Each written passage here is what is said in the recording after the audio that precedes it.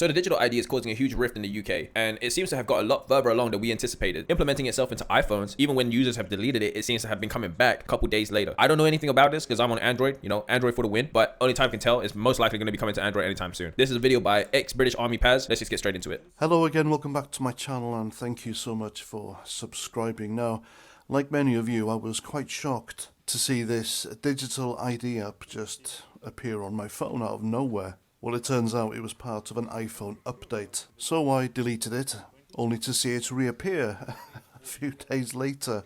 So now, unfortunately, without my knowledge or permission, it's part of my phone whether I like it or not. But I refuse to use it, and I refuse to comply. I don't want... That's crazy. Like, how can they just take control of your phone? Like, we already had issues with people monitoring us. Do you remember the time where the Xbox Connect was just constantly on, like the camera just constantly recording, and you just never knew what was happening? And it got to a point where laptops, like even my work laptop, now has a physical shutter over the camera just to stop people from monitoring and like people accessing your camera without you noticing. We've come from that stage of that fear to just be like, fuck all of your property, like anything that you own, we can now hijack it and just go straight into your settings and just always be on it. They're constantly going to be monitoring your mic. They're most likely going to be monitoring your camera, and they're 100% going to be monitoring your digital footprint. That's the state that we've come to, and it's an overreach. To be part of a government's invasive surveillance system, and that's exactly what it is.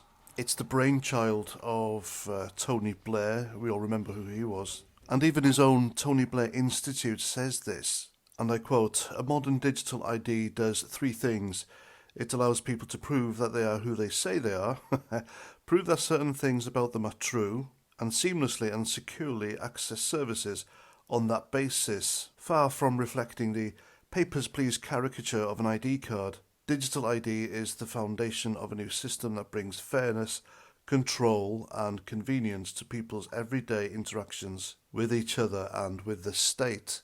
End quote. I had this conversation with somebody in the comments, right? And then I just don't understand, like, what is the purpose of it? Like, why is it being pushed so aggressively? Like, I don't understand why it had to be done. Like, are they having like problems in the government? Like, do they not trust their own people? Like, I don't understand. Like, it's like you're really pushing this because of like you need to have like a easier and simpler way for people to get shit done with the government. Like, is that your reason? If that's the case, right, work on your staff. If you're telling me that we need to do digital ID and you to like basically have full surveillance of every person in the country because there's some kind of like communication error whenever you have to deal with the government and like HMRC, that just goes to show that you and your government and your like services are pretty shit, like for an average person having to deal with you is a nightmare. And now you're thinking like, oh shit, yeah, like our services are really bad, we need to implement it better. Because like I don't know what Tony Blair was thinking before. I don't think he knew that we could get this far in technology, that we could literally like surveillance everybody 24/7 from their pocket and see everywhere that they'll be going. It's hard for me to believe that back in like the early 2000s he knew that that was going to happen. I don't think he knew that we had that kind of technology or we would have that technology later on. Like, yeah, sure, they may have it in like MI6 or that kind of shit, right? But not for the average person. So I don't think he knew that we would ever get to this state. So before we got to this technological advancement, like what was his reason to really do all this? Again, it just sounds like you have a shit system, and instead of trying to teach people or like improve your ways, everybody else has to conform to assist you. It doesn't make sense. Now,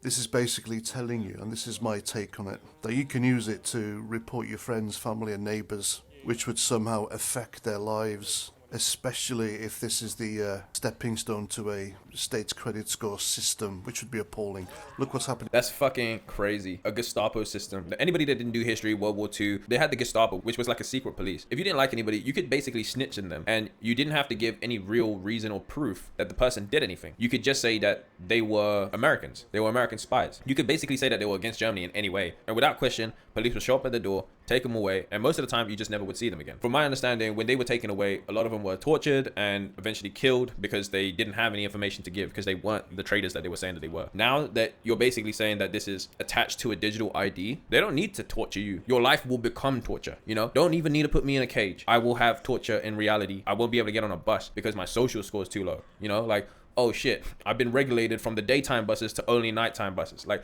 I don't think it'll get to that extent. I think it'll be incredibly stupid. Like, you will have riots on the fucking street if you decided to go down that route. And I'm pretty sure even bus drivers, the people that drive the fucking bus, they'll probably be like, I don't even believe in this.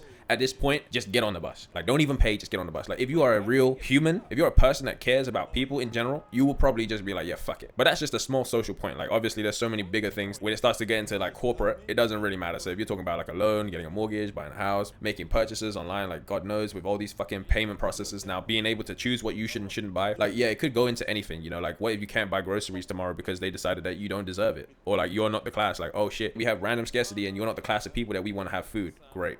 In China, and that's what they want to do. But like I said, apparently, according to online rumours, Starmer and the Labour Party could be performing a U-turn on this and scrapping it altogether. And it's nothing to do with the 3 million citizens who signed a petition to scrap it, because they don't care what the people think. It's because the whole scheme has been exposed for what it is, and apparently there are private companies refusing to take part in it to implement it, because it's so what the people think. It's because the whole scheme has been exposed for what it is, and apparently there are private companies refusing to take part in it to implement it, because it's so unpopular. With one company director going on YouTube the other day and saying his company has been approached to do it, but he won't do it because it's morally wrong. And that is the first hope that humanity has seen in a long time. I am surprised that they actually refused to do it. I didn't think anybody could refuse that kind of power. Like, I didn't think that was possible, especially when you get that high up. I thought genuinely that he was being approached and paid under the table to go do this dodgy fucking shit. I'm surprised. Like, I'm pretty sure that if anybody was given the keys to the kingdom, they'll take it. Like, I would. Anybody else that was just given free billions and billions of pounds that could just mask in the shadows, like, you would never know it was them. Like, they could be your average dude that you see at the pub. Like, you don't know who these people are. Like, yeah, fuck it. I would. Everybody would. You'd just be like, all right, cool. Damn, I'm surprised that he didn't take it. Good on that person. Good on that person. Hopefully enough people see how morally fucked this is. Other countries start thinking about it and then they don't implement it because it's terrible. Wasn't part of the Labour Party manifesto. That, and of course the link to Tony Blair's own son's company, who stands to get very rich indeed on the back of it for producing it. Plus, of course, the Home Secretary, Shabina Mahmood, introducing new restrictions on protest. Holy shit, I didn't even know anything about this. Wait, so Ewan Blair, Tony Blair's fucking son, has a company that was chosen to run the government's new ID scheme. He's developing the app that's £1.7 billion.